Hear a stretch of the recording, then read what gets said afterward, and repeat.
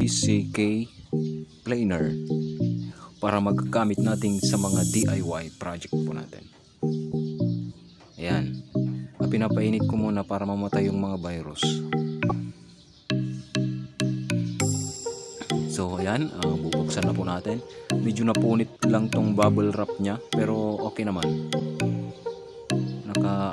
Naka-seal. Ayan, so tanggalin natin tong plastic. Wait lang.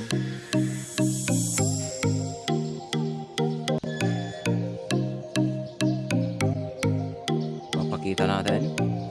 Ito.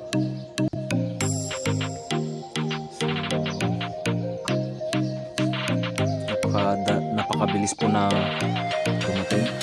Mga 3 days lang.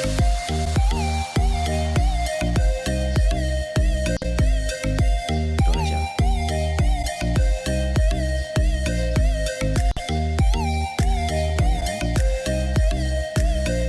Manipis lang itong bubble wrap niya. Kayang punitin.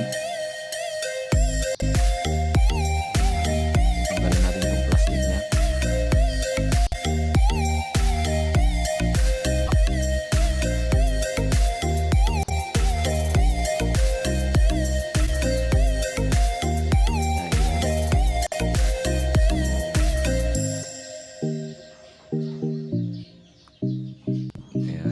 GCK planer.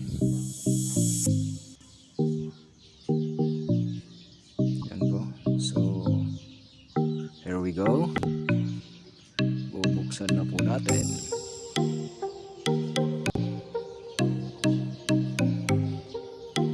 Tingnan natin yung sa loob niya.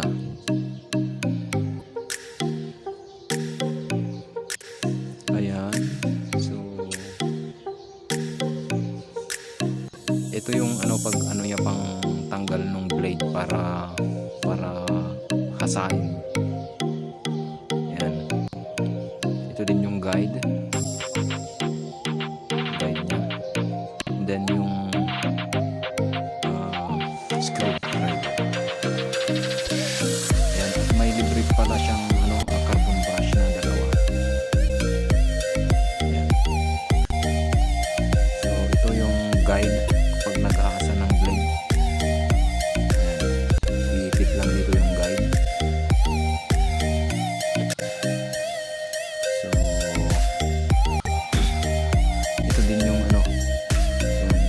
yung guide din. Ito na yung yung planer, GCK planer. So ayan. Medyo mabigat.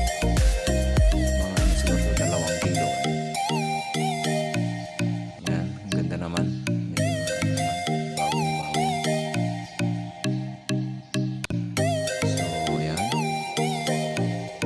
Testingin natin mamaya, pero sa susunod na video.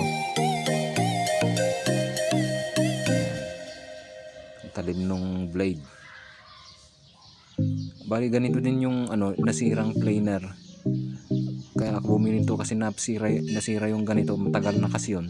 Mga 5 years na yata yun. Matibay ang matibay itong ganitong planer. Tumagal yung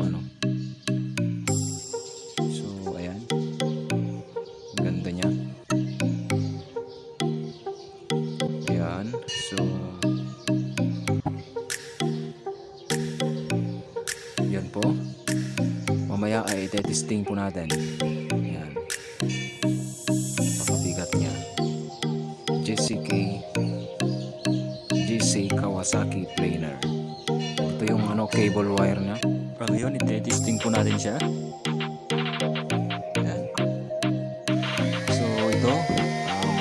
Napaka-smooth yung kanyang andar at napaka-smooth din yung kanyang dinaraanan.